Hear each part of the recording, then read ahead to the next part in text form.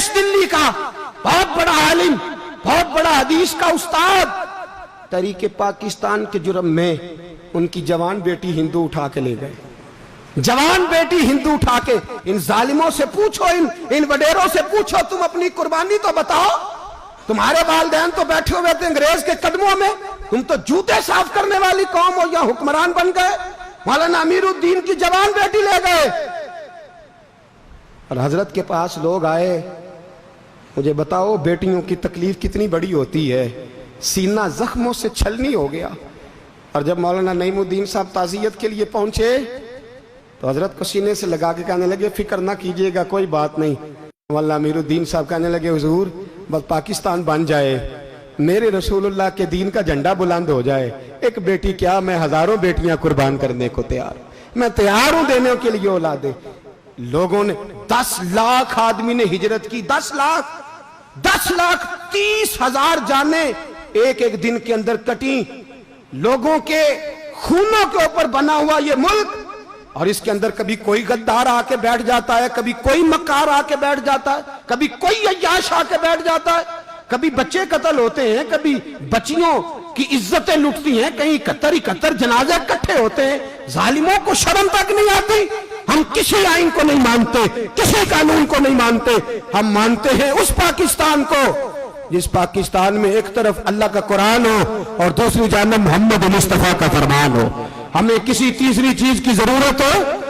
अगर सेकुलर पाकिस्तान बनाना था तो इंडिया की गवर्नमेंट तो आज भी अच्छी है पाकिस्तान से, वहां तो जमहूरियत आज भी ज्यादा पनपती है। एक दफा भी कोई डिक्टेटर नहीं आया, तमाशा लगाया हुआ है, मैं ये कर दूंगा, मैं वो कर दूंगा। पागल कौन समझते हो हमें?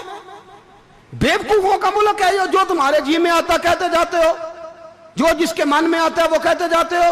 सुनो, इस्लाम किस तरह की खिलाफत चाहता है। अमीरुल मोमिनीन खलीफतुल मुस्लिमीन हजरत उमर फारूक। सुनो हुकूमत किसको कहते? हजरत उमर गुजर रहे, फजर की नमाज के बाद 2 गलियां रह गई हैं, आज पूरा नहीं हो सका आपका दौरा, जो रात को नकाब पहन के 2 गलियां रह गई तो नकाब ओढ़ के ही फजर के बाद निकल गए। एक छप्पर है छोटा सा, एक कुटिया है, झोंपड़ी, बूढ़ी अम्मा बैठी है। उमर फारूक गुजरने लगे, बूढ़ी को परेशान देखा, अम्मा जी इजाजत हो तो अंदर आ जाऊं। बूढ़ी कहने लगी, चल दौड़ जा, अपना काम कर, क्यों इजाजत दूं? तेरी मेहरबानी अम्मा, आने दो। क्या दौड़ जा? तेरी मेहरबानी अम्मा, गुजारिश है, चलो आ जाओ। हज़रत उमर फारूक फरमाया करते थे, मैंने उस औरत से आइन सीखा है, आइन, मैंने उससे कानून सीखा है, उस बूढ़ी औरत से। अंदर आ गए उमर फारूक। अम्मा क्या परेशानी है, क्या बात?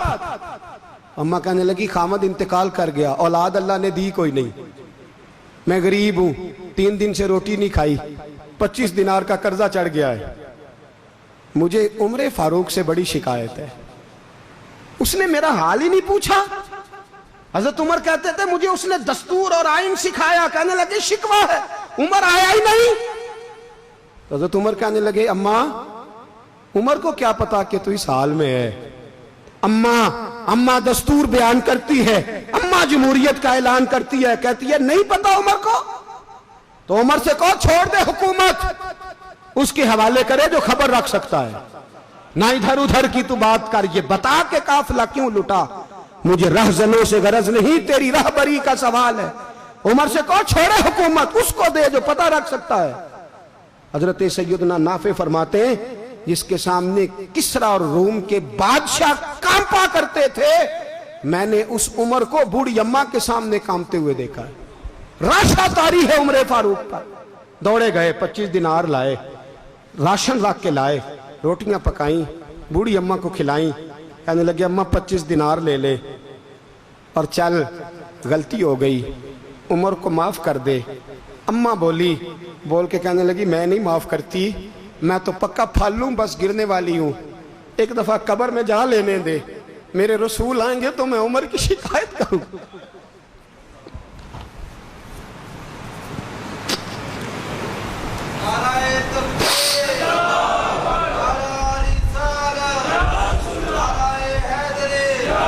फरमाया मैं शिकायत करूंगी महबूब पाक से और अर्ज करूंगी, हुजूर इससे पूछ, इसको निगरान बनाया गया, इसने मुझ बेवा और लवारस की खबर ही नहीं ली।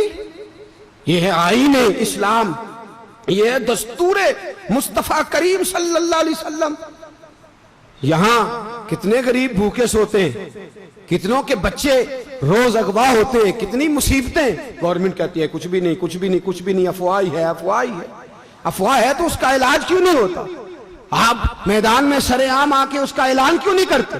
جاگیے اور سنیے میری بات۔ حضرت سیدنا فاروق اعظم نے 25 دینار دیے، پھر اس اماں کو کھانا دیا۔ کوئی برادری نہیں اس اماں کی، کوئی ووٹ بینک نہیں، کوئی یہ اماں کسی بڑی برادری کی نہیں جس کا 2 لاکھ ووٹ ہو۔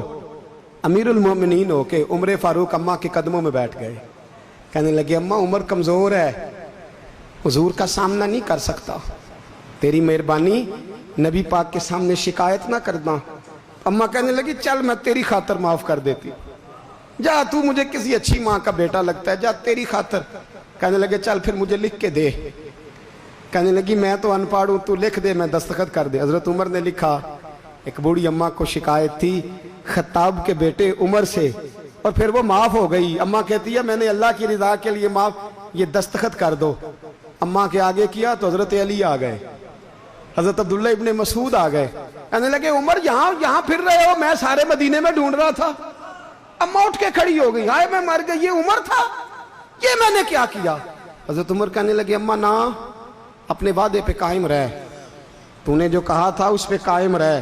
ہمیں تو بتایا گیا تھا یہ والا نظام پاکستان میں آئے گا، یہ کہا تھا قائد اعظم نے، یہ رنگ ملے گا تمہیں۔ کہا ماں تو وعدے پہ قائم رہ، لکھ کے دے۔ لکھا، اماں نے سائن کیے، پھر حضرت علی سے کہنے لگے بطور گواہ آپ بھی سائن کر دو۔ پھر عبداللہ ابن مسعود سے کہنے لگے آپ بھی سائن کر دو۔ سائن ہو گئے تو جناب عمر نے رکا لپیٹا، حضرت علی کو کہنے لگے علی تو میرا دوست ہے، میری صبحوں اور شاموں سے واقف ہے، علی تو میرا رازدار ہے یار، مجھے یقین ہے کہ میں تجھ سے پہلے مر جاؤں گا، جب عمر کا انتقال ہو جائے تو یہ رکا میرے کفن میں رکھ دینا، یہ رکھنا میرے کفن میں۔ علی کہنے لگے پھر کیا ہوگا؟ پر میں جب نبی پاک میری قبر میں آ کے پوچھیں گے نا بتا تو حکمران تھا کیا کر کے آیا ہے، تو فرمایا میں رکا نکال کے عرض کروں گا سونے ایک اماں ناراض تھی میں اسے بھی راضی کر کے آیا ہوں، حضور میں راضی کر کے آؤں، یہ یا رسول اللہ میں لکھا